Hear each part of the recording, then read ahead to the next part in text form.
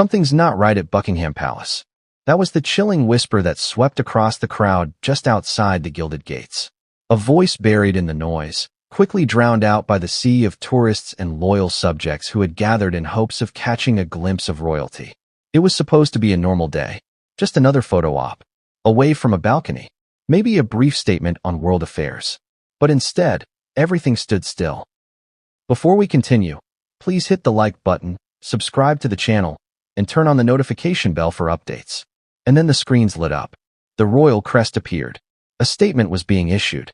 From William and Harry. Together. Yes, you heard that right. The same brothers who hadn't been seen together in months. The same men who could barely look each other in the eye during their last public appearance. United. Saying the same words. And it was those very words that would shake the British monarchy to its core. But what did the statement say exactly? What didn't it say? And what truths are still being hidden behind closed palace doors? That's what we're diving into today. This isn't just another royal update. It's not gossip. It's not fluff. This is the unraveling of a dynasty, on the edge of a cliff, staring into a future no one was prepared for. And it begins with the man at the center of it all, King Charles III. The camera flash that didn't lie. Let me paint the picture. At precisely 9:04 a.m., reporters were clustered outside Windsor. As usual, they were chatting among themselves, half joking about the latest tabloid scandal. But then, one of them caught something strange through their zoom lens. A convoy. 5 black Range Rovers. Windows tinted so dark you'd think they were transporting state secrets. But it wasn't a diplomat. Or a foreign royal. It was Prince William. And then, less than 20 minutes later, Prince Harry. Arriving separately, but both entering the same door. No cameras allowed. No press briefing. Not even a palace-issued no comment. Why would these two estranged brothers rush to the same location, without prior announcement, at the crack of dawn? Why now? That's the question every journalist, every royal expert, every citizen wants answered. And the clues? They're everywhere, if you know where to look. A fragile crown. The truth is, King Charles's health hasn't been fine for a while. Despite palace assurances. Despite carefully choreographed public appearances, the signs were there. Did you notice how often he started canceling events? Or how the smile slowly faded from his eyes? The handshakes grew weaker. The pauses between words grew longer. There were whispers. Oh yes, whispers of tremors. Of moments where he would blank out mid-sentence. Where Camilla had to cover for him. But the palace, true to tradition, stayed silent. They had to. History has shown us that monarchies don't show weakness until they have no choice. The United Statement, why it was terrifying. We asked the public for privacy and understanding as our father undergoes treatment for a health condition that has recently worsened. That was the line that broke the internet. But it wasn't just the words. It was the fact that William and Harry said it together. What does that tell you? Because let's be real, these brothers haven't been on speaking terms since before Queen Elizabeth's funeral. And even then, things were tense, cold, practiced. So for them to unite, publicly, it screams one thing. Whatever's going on with King Charles is far worse than anyone is admitting. And if the Crown Prince and the so-called spare are both putting their issues aside, then we're not talking about a mild diagnosis. We're talking about the very survival of the monarchy. Remember Balmoral? This is different. When Queen Elizabeth's health took a turn, the royal family rushed to Balmoral. And we all remember what happened next. A somber announcement. A nation in mourning. But this feels different. There's a frantic energy in the air. Multiple sources have confirmed that King Charles's condition has been fluctuating rapidly. One day stable. The next day, unresponsive. And then, back to walking again. Almost like something is being kept hidden. Controlled. Or worse, manipulated.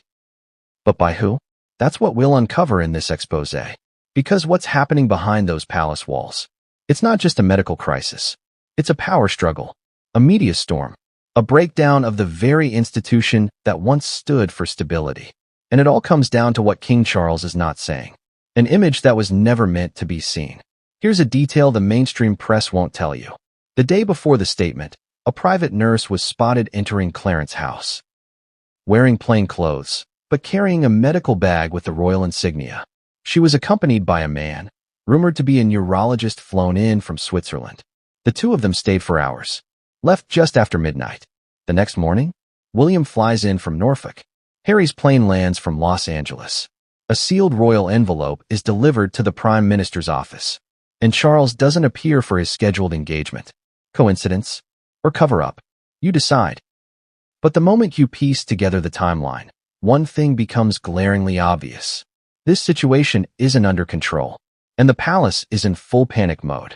Whispers from the staff, leaks that can't be denied. Now, here's where things get truly disturbing. A palace aide, who asked not to be named, revealed that Charles had a major episode 2 nights ago. Not a fainting spell, not fatigue, a neurological incident. His words, not ours. This same aide claimed that Charles was confused, disoriented.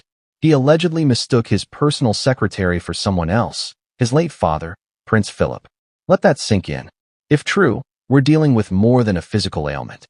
This could be cognitive decline, possibly dementia, maybe worse. And if that's the case, then this isn't just about succession. This is about the legitimacy of every royal decree, every signature, every public appearance from here forward. Why Harry rushed back, and what he said behind closed doors. Multiple insiders have confirmed that Harry was crying when he arrived. Not just teary-eyed, weeping. Why? Because love him or hate him, he never stopped seeing Charles as his father. The man who walked Meghan down the aisle. The man who played cello at bedtime. The man who held his hand during Diana's funeral when the world demanded he be strong. Whatever anger Harry holds against the royal institution, it never fully extended to his father. And according to leaked whispers, Harry begged to speak to Charles alone.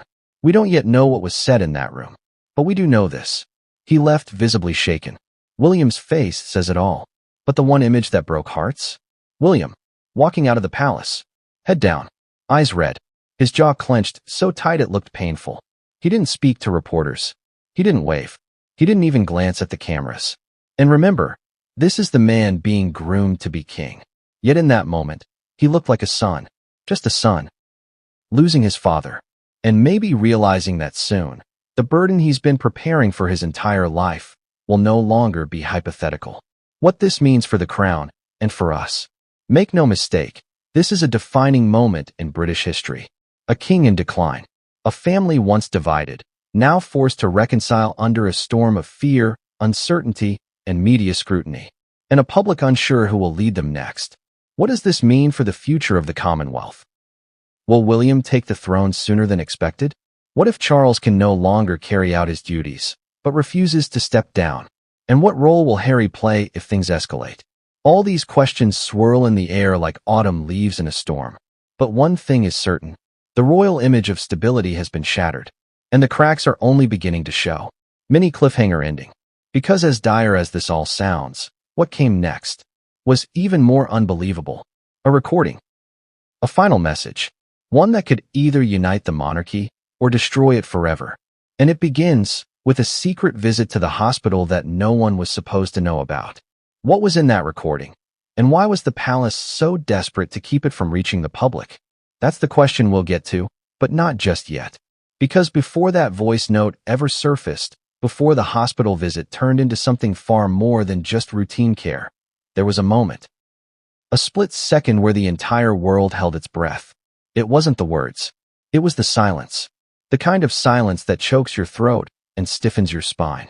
The kind that tells you something is very, very wrong, but no one is ready to admit it. And then the announcement came. Not from King Charles. Not from Buckingham Palace press officers. Not even from Queen Camilla.